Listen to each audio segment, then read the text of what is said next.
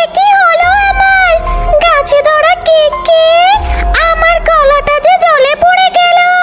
কেউ আছো? আমাকে বাঁচাও। লা লা লা লা লা লা লা লা লা লা। আহা কি আনন্দ আকাশে বাতাসে। কি যে মজা লাগছে আমার, খুব মজা লাগছে। কত কান্নাকাটি করার পর মা আমাকে টাকা দিয়েছে। অবশেষে মা আমাকে কেক খাওয়ার জন্য টাকা দিয়েছে। আমি মজা করে কেক খাবো। কি সুন্দর ঘ্রাণ আসছে না। আরে আরে, আমার এত সুন্দর শখ করে কেনা কেকটা মাটিতে পড়ে গেল। এবার আমি খাবো কি? এই শেখরের বাচ্চা শেখরের জন্য আমি হোঁচটকে পড়ে গিয়েছি। আমার কেক কত কষ্ট করে মায়ের কাছ থেকে কান্নাকাটি করে টাকা নিয়ে কেকটা কিনেছিলাম। আমি কেকটা কিনে খেতেও পারলাম না। আমার কেক। আহারে, আমার শেখরে হোঁচট খেয়ে পড়ে মেয়েটার কেকটা নষ্ট হয়ে গেল। ইস, কত কাঁদছে। আমার শেখরগুলোও না হয়েছে বাপু, একদম কথা শুনে না, যেখানে সেখানে ছড়িয়ে ছিটিয়ে পড়ে। এই মেয়ে, কেক নষ্ট হয়েছে বলে কি এত কাঁদতে হয় নাকি? হ্যাঁ, যাও বাড়িতে যাও, বাড়ি থেকে টাকা নিয়ে এসে বাজার থেকে কেক কিনে খাও। আবার কেঁদো না গো তুমি, আর কেঁদো না। চুপ করো তো তুমি গাছ, একদম চুপ করো। একদম কথা বলবে না তুমি আর। তোমার শিকড়ে হোঁচট খেয়ে তো আমি পড়ে গেলাম, আর পড়ে গিয়ে তো আমার কেকটা পুরো নষ্ট হলো। আর তুমি কিনা বলছো টাকা দিয়ে কেক কিনে খাওয়ার কথা। তা কেক কেনার টাকা কোথায় পাবো আমি শুনি? এই একটা কেক আমি কত কষ্ট করে কিনেছি জানো? আমার মা অন্যের বাড়িতে কাজ করে টাকা জমিয়ে সেই টাকা থেকে আমাকে কিছু টাকা দিয়েছিল। কান্নাকাটি করেছে দেখে কেক খাওয়ার জন্য। আবার কি মা আমাকে টাকা দিবে কেক খাওয়ার জন্য? আমরা কি বড় লোক? আমরা তো গরিব। এত টাকা কোথায় পাবো আমরা? হলো না, আমার কেক খাওয়া আর হলো না। আহারে, মেয়েটার কথা শুনে মনে হচ্ছে সে ভীষণ গরিব। আমার শেখরে হোঁচট খেয়ে পড়ে গিয়ে ওর এত কষ্টের কেনা কেকটা নষ্ট হয়ে গিয়েছে। এবার আমি তাকে আবার আগের আনন্দ ফিরিয়ে দেব। আর অনেক দিন হলো আমি কোনো গরিবদের সাহায্য করি না। এবার যখন সুযোগ এসেছে, এখনই আমি তাকে সাহায্য করব। শোনো মেয়ে, আমার জন্য তোমার কেকটা নষ্ট হয়েছে তো, তবে এর প্রতিকার আমিই করব। এই যে আমার গাছের উপরে যে একটা ফুল দেখতে পাচ্ছ, এইটা তুমি বাড়িতে নিয়ে যাও। তোমার সব সমস্যার সমাধান হয়ে যাবে। এইটা বাড়িতে নিয়ে তুমি মাটিতে রোপণ করে দাও। দেখবে তোমার সব সমস্যার সমাধান হয়ে গিয়েছে। ঠিক আছে, তুমি যখন এত করে বলছো, তবে আমি তোমার গাছের ফুলটা পেরে নিয়ে যাব। আবার তোমার কথা মতো রোপণও করব। যাও।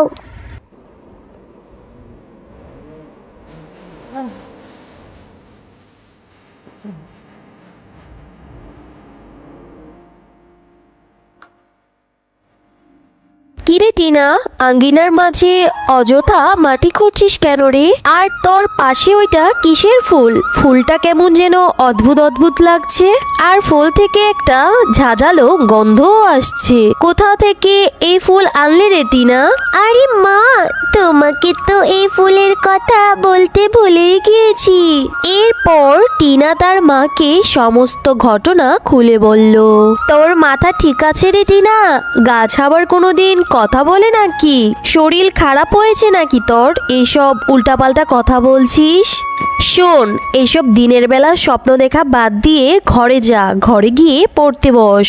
আমি পুকুর থেকে পানি আনতে গেলাম, গাছ নাকি আবার কথা বলে। মেয়েটার মাথা গেছে একবারে। এরপর টিনা গাছের কথা মতো ফুলটি রোপণ করে নেয়।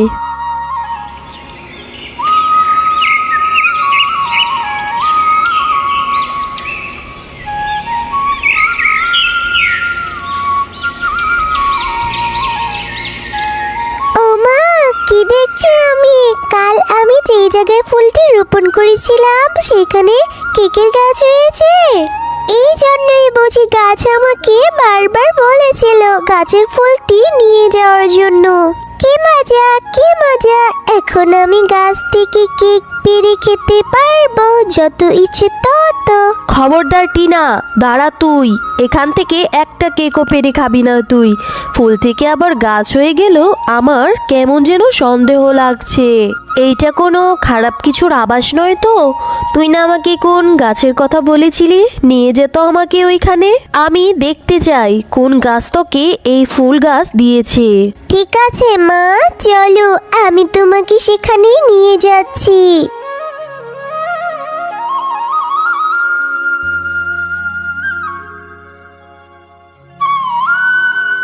এই গাছ, বলো তুমি আমার মেয়েকে কেন ফুল দিয়েছিলে? যা থেকে কেকের গাছ হয়েছে, কোনো খারাপ কিছুর উদ্দেশ্যে আমার মেয়েকে ফাঁসাতে চেয়েছো নাকি? হ্যাঁ, নিশ্চয়ই এই কেক খেলে আমাদের কোনো ক্ষতি হয়ে যাবে। না না গো, তুমি সম্পূর্ণ ভুল বুঝছো আমাকে। আমি তোমার মেয়ের মুখ থেকেই শুনেছি তোমরা নাকি অনেক গরিব, তাই আমি ওই ফুলটা দিয়েছিলাম সাহায্য করার জন্য। ওই ফুল থেকে যে গাছ হবে সেই গাছের কেক বিক্রি করে তোমরা ভালোভাবেই জীবনযাপন করতে পারবে, আবার কেক খেতেও পারবে। এভাবে তোমরা ভালো মতোই তোমাদের দিন কাটাতে পারবে। আমার কোনো অসৎ উদ্দেশ্য নেই গো, বিশ্বাস করো আমাকে। সত্যি কি তুমি আমাদের সাহায্য করার জন্য কেকের গাছ দিয়েছো? তুমি সত্যি অনেক ভালো গো। আমি অবশ্যই গাছে ধরা কেক বিক্রি করব আর আমাদের সংসারের অভাবও দূর করব। তবে হ্যাঁ, ওই গাছে দুইবার কেক ধরবে, একবার দিনে আর একবার রাতে। দিনের কেকগুলো বিক্রি করবে আর রাতের কেকগুলো ভুলেও ছুবে না আর খাবেও না, বুঝেছো? যাও, তোমরা এবার বাড়ি চলে যাও।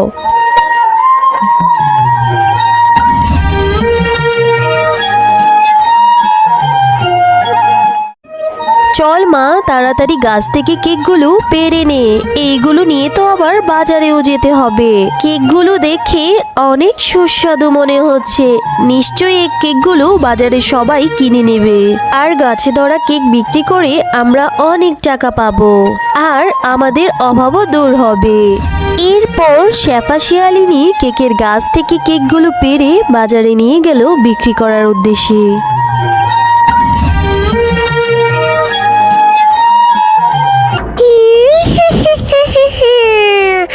আমি এই জন্যই তো অপেক্ষা করছিলাম। আমি জানতাম ওই গাছ কাউকে সাহায্য করার জন্য আবার কিছু না কিছু দিবে। ওই গাছের অনেক ফল আমি একদিন নষ্ট করেছিলাম বলে ওই গাছ আমাকে অনেক অপমান করেছিল। সে বলেছিল তার ফুল বা ফল দিয়ে নাকি সে গরিবদের সাহায্য করবে। এই বলে আমাকে তাড়িয়ে দিয়েছিল। সেই দিনই আমি পণ করেছিলাম, যদি ওই গাছ কোনোদিন সাহায্য করে তবে সাহায্য করা জিনিস আমি নষ্ট করে দেব। আজ ওই শেফার মেয়েকে কেকের গাছ দিয়ে সাহায্য করেছে, তাই না? দেখ, সাহায্য করা গাছের সব কেক খেয়ে আমি নষ্ট করে দেব।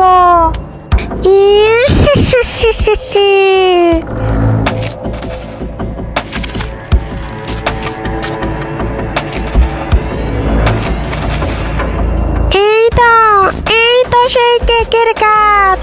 এক্ষুনি সব কেক খেয়ে আমি নষ্ট করব।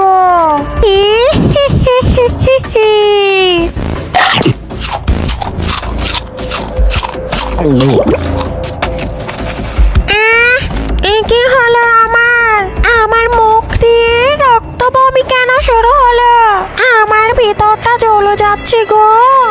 গাছে ধরা কেক খেয়ে আমার কি হলো? এ বাবা, আমাকে বাঁচাও! গেল গেল গেল রে, আমার ভিতরটা জ্বলে পড়ে ছাই হয়ে গেল। বাঁচাও, বাঁচাও আমাকে। আমি আগে থেকেই জানতাম আমি কাউকে সাহায্য করলে তুই সেই সাহায্য করা জিনিস নষ্ট করে দিবি। তাই তো বুদ্ধি করে আমি সেই গাছের রাতের কেকগুলো বিষাক্ত করে দিয়েছি। ঠিক হয়েছে, এবার উচিত শিক্ষে হয়েছে তোর।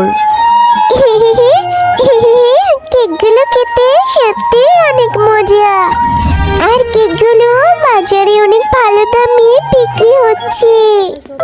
হ্যালো বন্ধুরা, গল্পটি ভালো লেগে থাকলে চ্যানেলটি সাবস্ক্রাইব করে দিবেন এবং পাশে থাকা বেল আইকনে প্রেস করে আমার পাশেই থাকবেন। ধন্যবাদ।